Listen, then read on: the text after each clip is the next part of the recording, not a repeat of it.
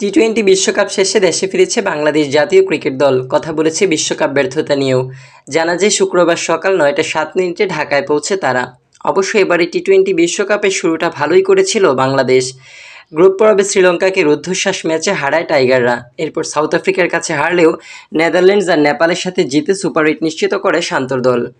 তবে শেষ 8-এ একটি ম্যাচও জিততে পারেনি টাইগাররা। প্রথম ম্যাচে অস্ট্রেলিয়ার কাছে বড় ব্যবধানে হারে শান্ত বাহিনী। তারপর ভারতের কাছেও হেরে যায় তারা। তবে 2 ম্যাচ হারার পরেও সেমিতে যাওয়ার সুবর্ণ সুযোগ ছিল বাংলাদেশের সামনে। শেষ 8-এ নিজেদের শেষ ম্যাচে আফগানিস্তানের মুখোমুখি হয় বাংলাদেশ।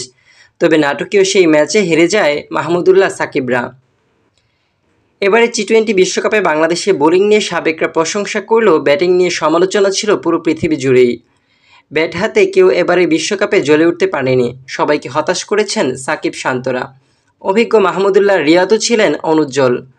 তবু তাদের মাঝে নিজেকে মেলে ধরেছেন তাওহিদ হৃদয়, আর বল হাতে তো সবার সুনাম কুড়িয়েছেন তানজিম সাকিব ও রিশাদ হোসেন। মুস্তাফিজ তাসকিনরাও ছিলেন ছন্দে।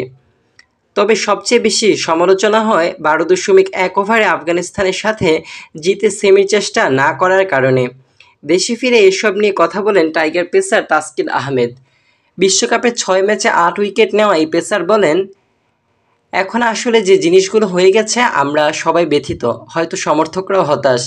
বিশেষ করে কয়েকটা ম্যাচে হয়তো আমাদের জেতার কথা ছিল, সে অনুযায়ী পারিনি। বিশেষ করে শেষ ম্যাচটা 12.1 ওভারে আমাদের সবারই পরিকল্পনা ছিল জেতার। আমরা সেই ইন্টেন্ট নিয়েই খেলা শুরু করেছি। একটা পর্যায়ে যখন দেখলাম যে মনে হচ্ছে আর হবে না 12 ওভারে, তখন স্বাভাবিকভাবে জেতার চেষ্টা করার পরিকল্পনা হয়। তারপর আমরা ওটাও চেষ্টা করে পারিনি। এখন আর কি করার।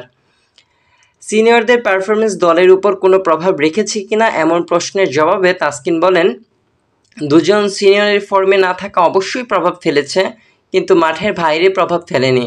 47 দিন একসঙ্গে ছিলাম, সবাই একসঙ্গেই ছিলাম। অফ দ্য ফিল্ডে সব ভালো ছিল। দলের গুরুত্বপূর্ণ খেলোয়াড়রা অফ ফর্মে থাকলে ওই দলের সমস্যা হওয়াটাই স্বাভাবিক। আশা করছি দ্রুত সামনে এসব কাটিয়ে উঠব। এত সমালোচনা না পাওয়ার ব্যর্থতার মাঝেও তাসকিন অবশ্যই কিছু পজিটিভ দিকও দেখছেন। তিনি বলেন, তানজিম সাকিব রিশাদুরা সর্বোচ্চ উইকেট শিকারীদের মধ্যে ছিল, সেরা 5-এ ছিল। রিশাদ এখনও আছে, সব মিলিয়ে ভালো করেছে। এটা খুবই ইতিবাচক যে বাংলাদেশ থেকে ভবিষ্যতের তারকারা উঠে আসবে। এর মধ্যে বিশ্বকে বোঝানো হয়েছে যে আমাদের সবার মধ্যে বিভিন্ন সামর্থ্য আছে।